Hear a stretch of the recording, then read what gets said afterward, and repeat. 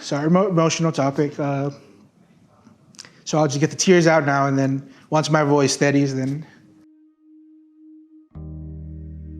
I would remember mornings when I would wake up like 5 a.m. as, like a 7-year-old. And like my grandparents would just be praying over me.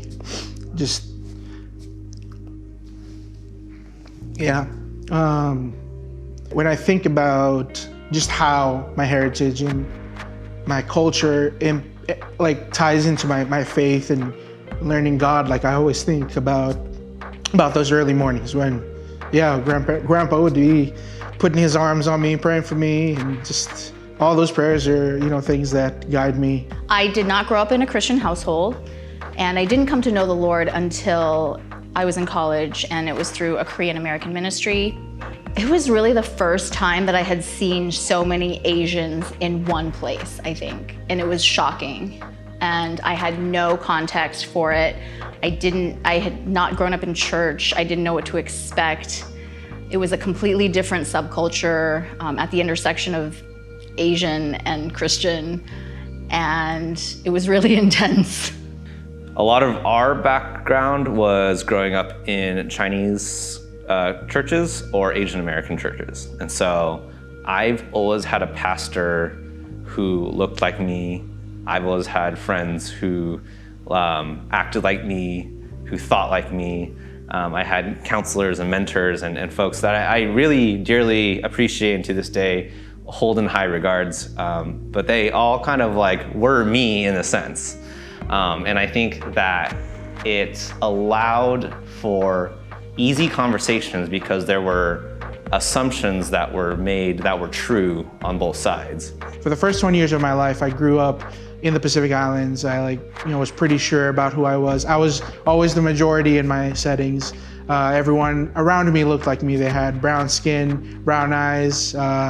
Most of them grew their hair out like I do now. But when I started at college, folks saw me and they thought whoa, he's Hispanic. And when I grew my hair out to be an afro, they were like, oh, actually he's black. Wrong on both accounts, but it was interesting to navigate that though, to see I've never my identity as who I am, where I'm from has never been questioned. And so that was interesting to navigate. Just telling people about oh, actually I'm Pacific Islander, there might not be a lot of us here in Portland, Oregon, but that's who I am, that's where I'm from. So.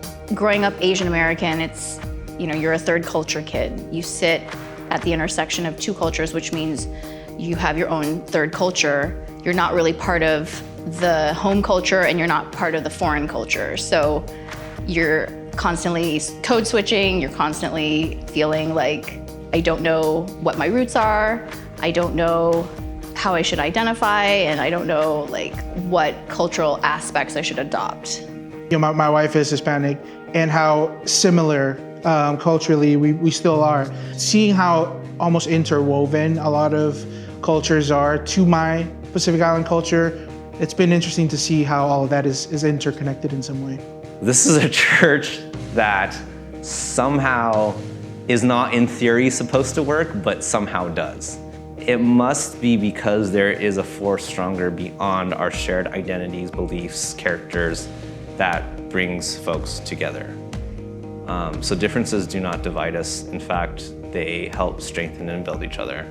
I think it took a long time for me to embrace my Asian Americanness. I didn't ever think of it as an advantage or a blessing, but I do think that ultimately God designed me this way for a reason. I'm thankful for the ways that it has helped me participate in God's will for my life, and it has given me so many different opportunities that I wouldn't have had otherwise. Just thinking about how God would use me in my context here in Seattle, as we're growing as a community, how do I ensure that each person is still feels welcomed, right? How do I use that to make folks feel a little bit more at home? Yeah, the hope is that as we continue to welcome folks, hopefully more Pacific Islanders here, I could be a resource to help them integrate within our community and also allow them to say oh, I could also be doing some of those things. So. It's not enough to just post about these things. And that's great. Like social media is great. Post about it, that's great. But actually do the work. Hang out with folks like us. Hang out with folks who are different than you. And you will find a lot of grace and even commonality in your own humanity and the grace of God.